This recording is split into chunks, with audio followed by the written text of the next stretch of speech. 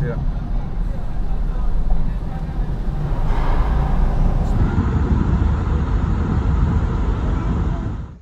Πού είσαι, φεγγαράκι? Φεγγαράκι. Πού είσαι? Φεγγαράκι, πού είσαι? Φεύγουνε. Φεύγουμε. Φεύγουνε. Ξεκίνησε το καράβι. Τι γίνεται, δεν φεύγουμε. Για ακόμη μια φορά θα βρεθούμε για μερικές μέρες στην όμορφη Κρήτη και φυσικά δεν θα χάσω την ευκαιρία να κάνω μία-δύο βουτιές.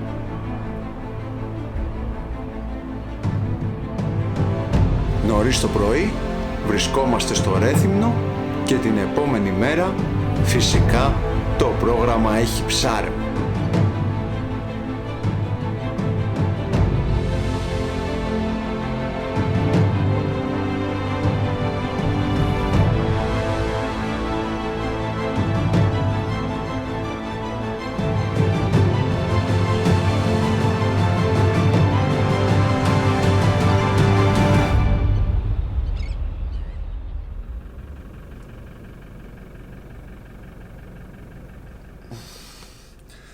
Καλημέρα.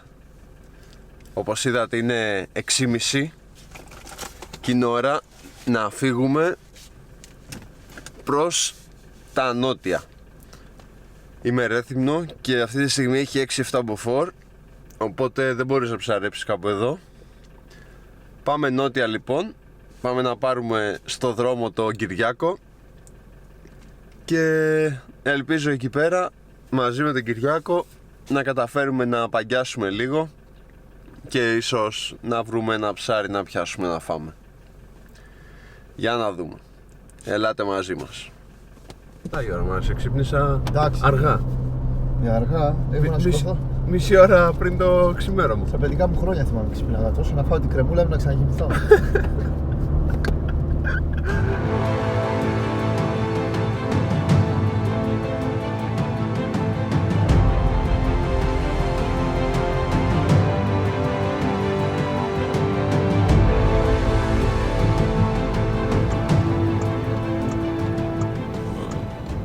Κουνιέται τα μάξι από τον αέρα. Χειμώνας.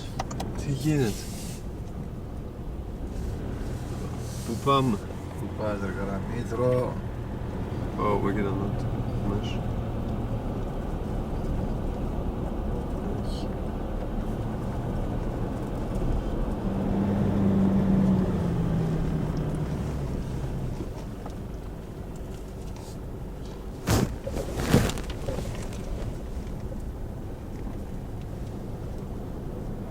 Ωραία είμαστε.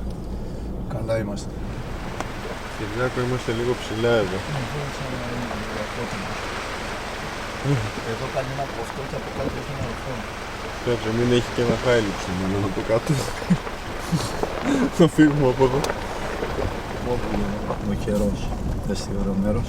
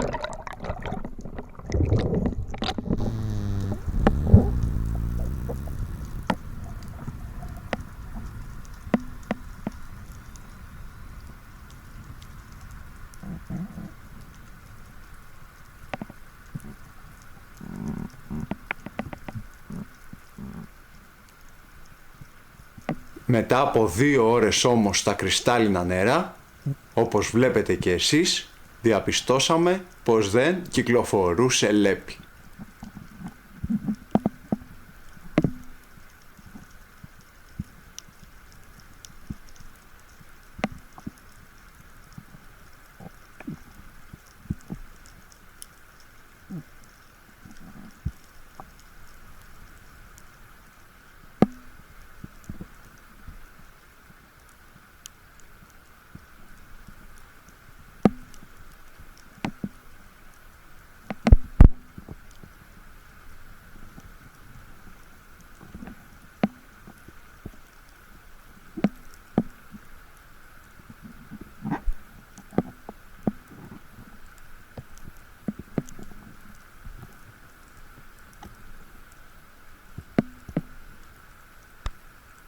Βουτιά στη βουτιά, στις αποχές μέχρι τα 35 μέτρα, δεν κατάφερα να εντοπίσω ούτε ένα καλό ψάρι. Και με το αυτί μου να κάνει κόλπα, κατάλαβα ότι σύντομα μπορεί να μπλοκάρω εντελώς.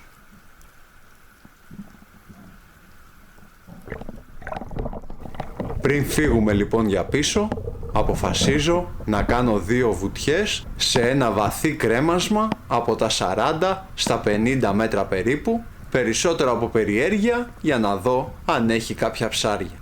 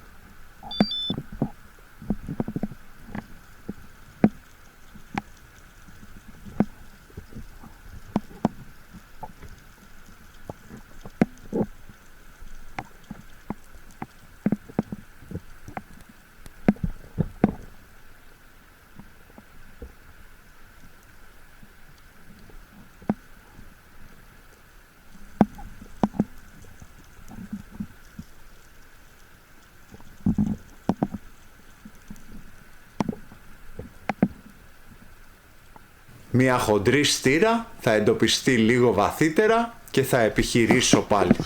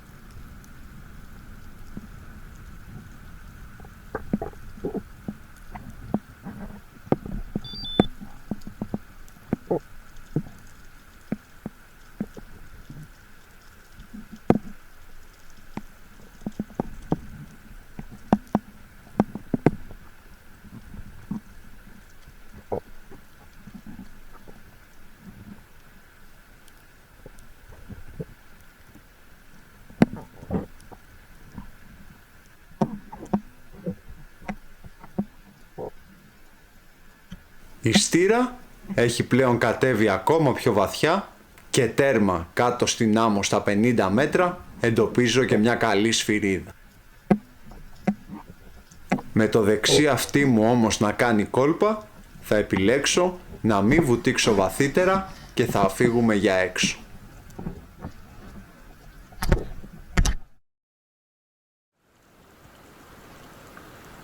Έξω στα πιο ρηχά όμως θα εντοπίσω 2 ψάρια που 30 χρόνια στη θάλασσα δεν συνάντησα ποτέ ξανά.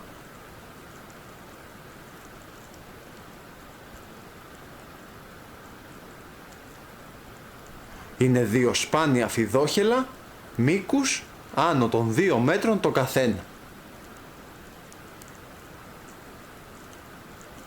Μη έχοντας πιάσει ποτέ ξανά αφού ζουν σε μεγάλα βάθη, αποφασίζω να επιχειρήσω να πιάσω το ένα.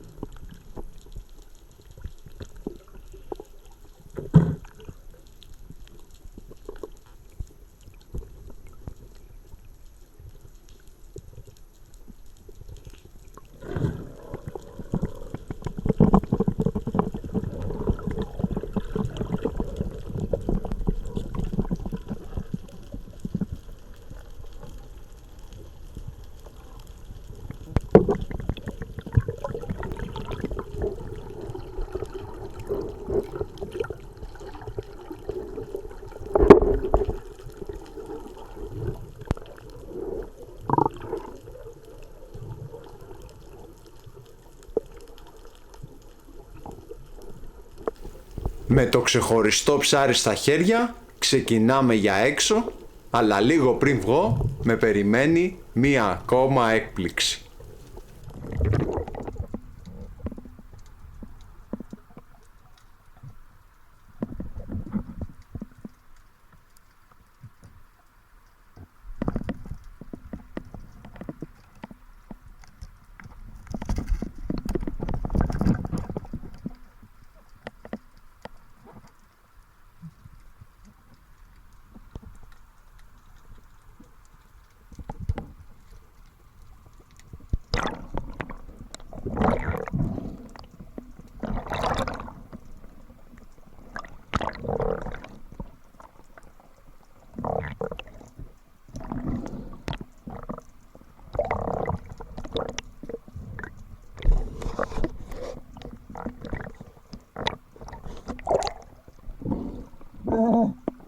Ναι.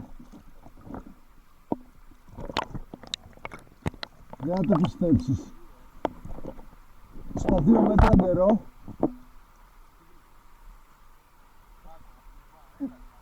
Στα 2 μέτρα νερό. Έξω έτσι, εκεί που είχα ρίξει τη σημαδούρα, πήγα να πάρω τη σημαδούρα και κάνω τη σημαδούρα πίσω την κολοχτύπα.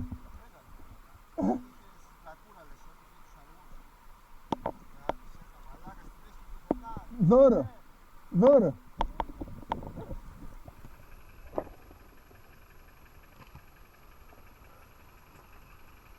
Το κολοβό.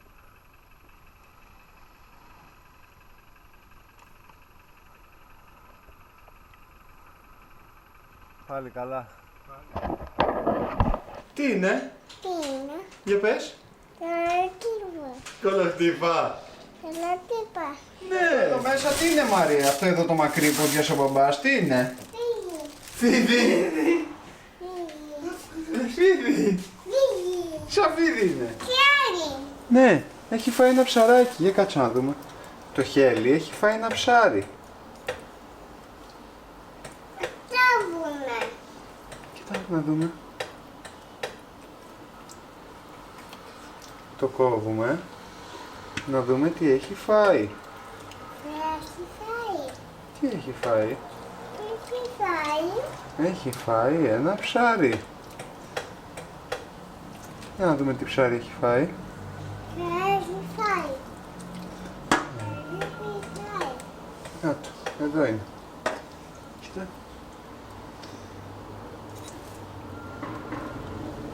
Έχει φάει ένα ψάρι. Ένα κάνει. Μένουλα!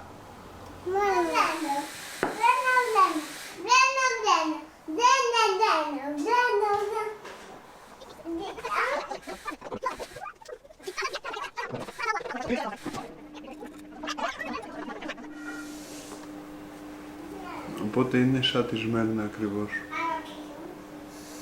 Ακριβώς σαν τη Σμέρνα.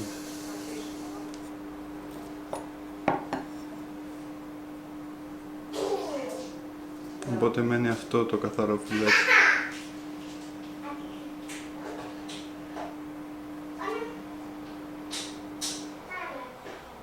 Αυτό είναι γεμάτο αγκάθι.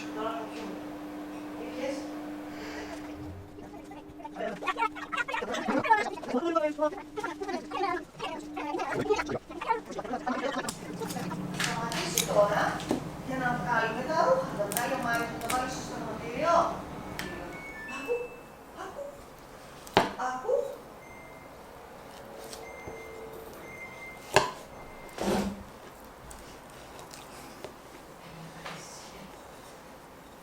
Για πάτε αυτό. Λοιπόν, ήλπιζα ότι θα έχει διαφορετικά κόκαλα, όχι ότι δεν θα είναι σαν τη Σμέρνα, αλλά τελικά έχει κόκαλα όπως ακριβώς έχει η Σμέρνα, στα ίδια σημεία. Δηλαδή θέλει πάρα πολλές, θα μου πάρει πάνω από 2,5 ώρες να γίνει το φιλετάρισμα, ούτως ώστε να φύγουν όλα τα κόκαλα. Έτσι λοιπόν δεν θα ασχοληθώ. Έχω φιλετάρει κάποια πρώτα κομμάτια. Θα το κόψω σε κομμάτια και θα μπει κατάψυξη, όπως κάνω και με τις σουρές από τις Σμέρνες που τα συμπληρώνω σε σούπες. Αλλά αυτή τη στιγμή δεν έχω το χρόνο, πρέπει να φύγουμε δυστυχώς, δεν έχω το χρόνο τελικά να ολοκληρώσω το φιλετάρισμα όπως ήλπιζα. Δείτε εδώ.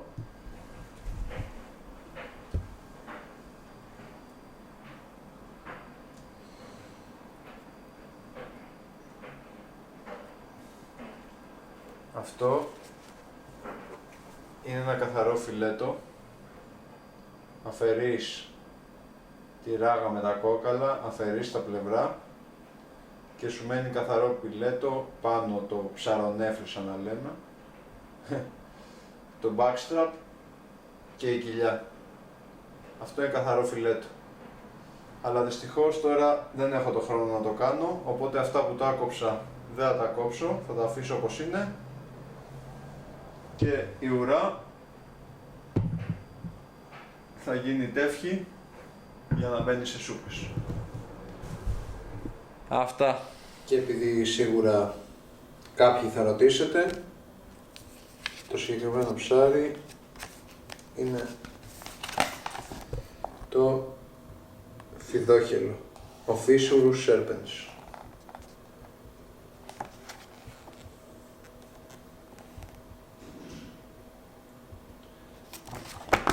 Φυσικά έχω και link κάτω στην περιγραφή του βίντεο. Θα φτιάξουμε την κολοχτύπα με λίγο από το φίδι, το είδος της Σμέρνας ή χελιού που έπιασα την ίδια μέρα. Πάμε να δούμε μια μακαρονάδα που θα βγει. Εδώ έχουμε ένα ροντόψαρο φιλέτα για να φάει ο μικρός, η κολοχτύπα και λίγο από το χέλι, το οποίο δεν κατάφερα να το φιλετάρω, δεν είχα το χρόνο, οπότε θα μπει έτσι για το ζουμί. Απλά θα το τρίψω με αλάτι για να φύγει καλά η γλίτσα που έχει πάνω το δέρμα του, όπως είχα κάνει και με τη Σμέρφ. Έτσι, και φεύγει η γλίτσα.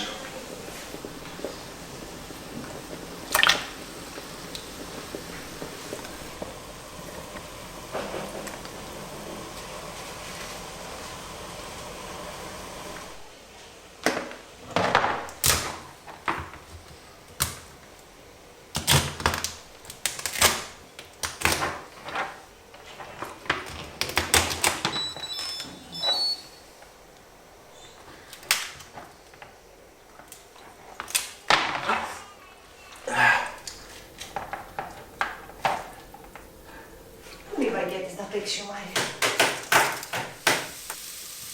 Είναι πολύ νομπά.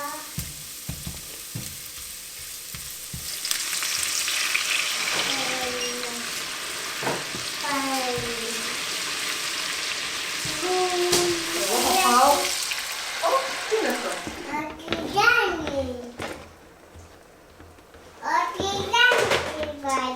Στο τηγάνι. Όλο θα το φας. Θα κεράσουμε το κεράκι. Τα γενέθλια του Μάριου. Με και τη δε. Θέλω να παπάνε. Πάνω τα πάλι.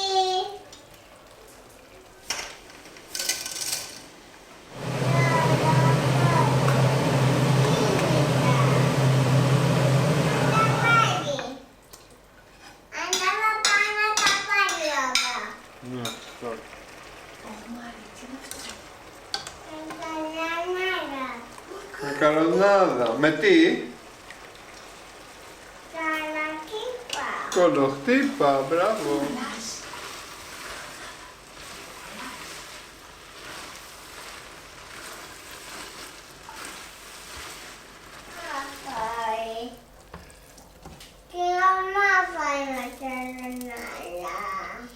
Ναι, η μαμά θα φάει μακαρονάδα και ο μπαμπάς και ο Μάριος.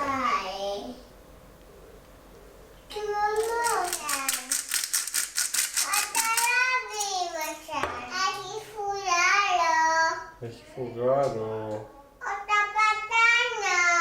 ο καπετάνιο. Όλο το λεοντόψαρο. Ένα ολόκληρο λεοντόψαρο. Ήταν 800 γραμμάρια, ήταν τέλος. Και το έφαγε όλο. Όλο το έφαγε. Να φάει και κάποιος άλλος μια βουτίτσα.